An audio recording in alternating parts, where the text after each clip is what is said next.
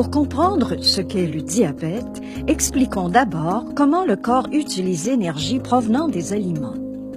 Les sucres, aussi appelés glucides, proviennent des aliments que nous mangeons. Les sucres sont digérés et se retrouvent dans le sang sous forme de glucose. La présence de glucose dans le sang amène le pancréas à produire de l'insuline. L'insuline agit comme une clé qui permet au glucose d'entrer dans les cellules. Le glucose est alors utilisé comme énergie par les cellules. Par exemple, les cellules des muscles. L'insuline permet aussi de mettre en réserve du glucose dans le foie. Ce glucose dans le foie est libéré et utilisé par le corps comme énergie entre les repas et durant la nuit. Chez les personnes diabétiques de type 1, le pancréas ne produit plus d'insuline. Ces personnes doivent donc s'injecter de l'insuline pour vivre.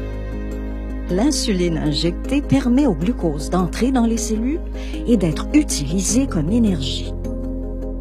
S'il manque d'insuline, le glucose s'accumule dans le sang. Cela cause une augmentation anormale du glucose dans le sang, nommée hyperglycémie. Les symptômes de l'hyperglycémie sont, entre autres, la soif, les urines abondantes ou la fatigue.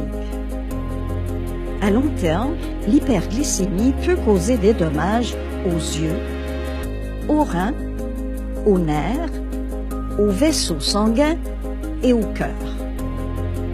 Parfois, pour différentes raisons, une baisse anormale du glucose dans le sang, nommée hypoglycémie, peut se produire. Les symptômes de l'hypoglycémie sont, entre autres, des tremblements, des palpitations ou de la transpiration.